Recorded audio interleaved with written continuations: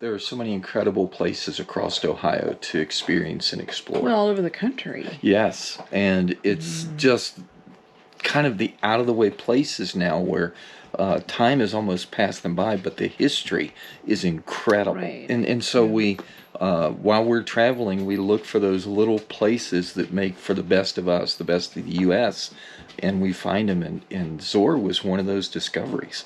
Right. It was incredible, the history, that people would travel at such a length to establish a community that would give them the freedom to live out what they believe, Right. and to depend on each other to such a degree that lasted probably longer than any other kind of communal living in the history of the United States. One of them, anyway. Yes, it was on religious beliefs, and they wanted to be separatist, and so they moved to this community, incorporated, borrowed money to purchase the property, and paid that back in relatively quick period of time, all because together they believed in something. Just shows the power of belief and the power of people that come together for that belief. Right. And we were just traveling to go to an event with the Adventure Bandits. It was a glamp out their second year, and someone just mentioned you should go through the town of Zoar.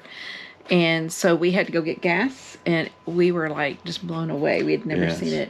And we realized we are missing, as we travel, so many nuggets that are in our country. And that was one reason why we named our channel The Best of Us. The us wasn't us. The us, if you notice, it's capital U, capital S. That means that the best of the United States. Yeah. And this is one of those small towns.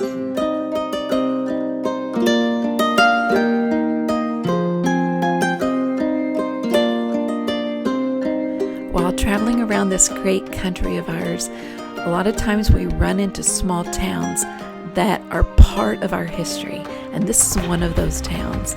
We hope you enjoy the town of Zoar.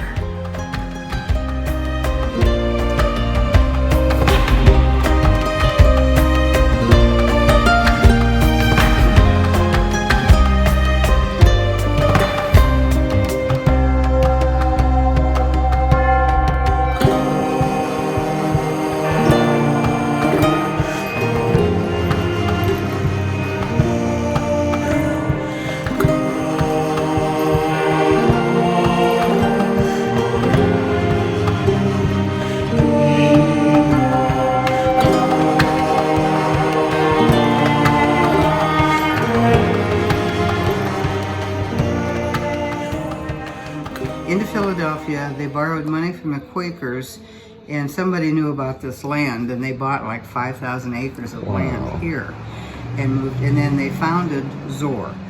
Zoar is a biblical name meaning a place of refuge. So that's how the name came about. And so they started being called Zoarites because that's where they lived. Now, who was it that they were getting away from the Lutherans? Who was it? It was Separatists. Separatists. Yeah, they called themselves separatists because they were separating from the Lutheran Church. And so they came here. So when they got here, for about the first year and a half, they did everything on their own. Well, they realized that if they wanted to survive, they needed to form a communal society. So that's where the intentional society. Boy, you can see it too. Yeah, and everybody worked for the common good. They really had almost everything they needed here. They manufactured it themselves. They didn't know when they bought the land that there was an iron ore deposit here, so they had their own iron ore, mine for a while. They made cast iron, like the cast iron stoves right there. Right. One of the samples, they did those, and they sold those out on the outside world as well. When the Ohio and Erie Canal was built, there was a 7-mile stretch of it that went across their land, and they contracted to dig that by hand. Earned enough money to pay off their land debt to the Quakers. So it was just, That's awesome. And they thrived. I think they're one of the longest, if not the longest lasting communal society in the country. They lasted for just a little over 81 years. Wow. That is amazing. They disbanded. They had the Zoar Society, and people would come over. Now, they didn't have to join the society. They could work, they could live here and work. I think they had some paid, I know they had some paid workers, but if you joined the society, then all your needs were taken care of, but you were assigned different duties to do and work. and they finally disbanded the community, or the Zoar Society, I guess it is, in 1898, and then everything was divided equally among those members. So some people got houses, some people got land, some people got the business, like the cobbler would have had the cobbler shop, and things like that. That is too cool. Now, how old is this building? This building is 1832. Either 32 or 33, I can never remember. But it's original floors, original ceiling. The counters are new reproduction, but they were built on the footprint of the originals. And the shelving is probably replaced, but it would have been like this. And this room originally would have gone back about another 10 feet or so, because there's some offices back there now. Okay. So, but it's always been a general store of some type or another. So. And assuming from the outside of the hotel across the street, built about the same time? Yeah, the hotel is about that same age. Now, after the canal got up and running, they built a big addition on it because it became a tourist destination.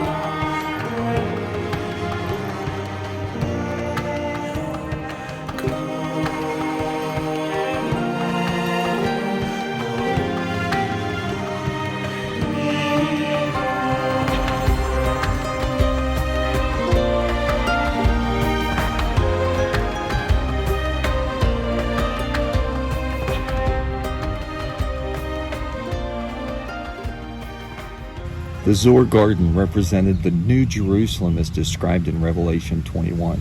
The center tree is Christ, or the tree of life, surrounded by a hedge representing heaven. The surrounding 12 trees represent the apostles. The radiating paths are the paths people walk in life, and the path around the garden perimeter is the world. To get to heaven, believers had to look towards Christ. The Zoar garden was the separatist, most public manifestation of their faith. Its religious symbolism marked by its lush beauty. It provided both residents and visitors with a place to relax and reflect.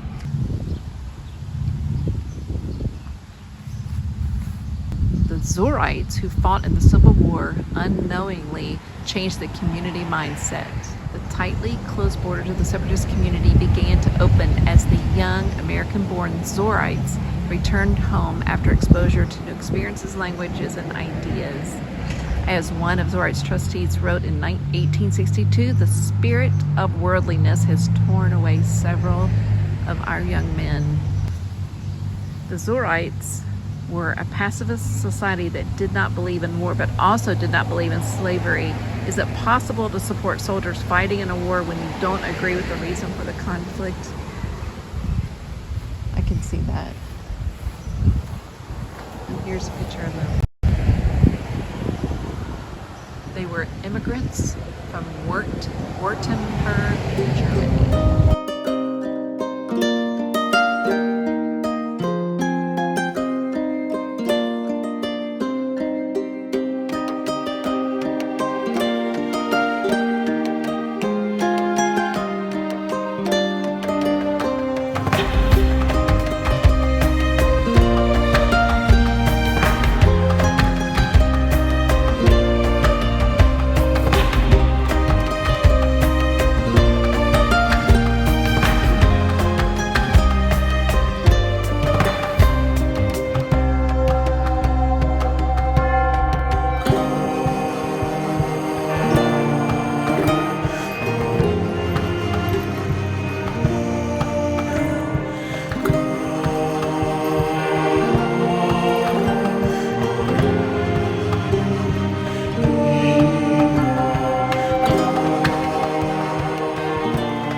We hope you enjoy one of the small towns in this great country of ours.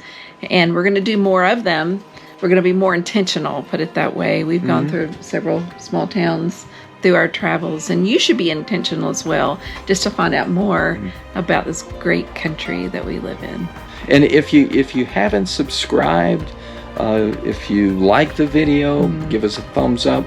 And if you like more of this, Ring the bell. We are going to be intentionally searching out more small towns. Yes. We're in one right now, but Yes, that's right. And you'll see that down the road. yeah, as well, you'll so. see that. We're in Amish country right now. So. That's right. Beautiful. Yeah. Finding some great things here.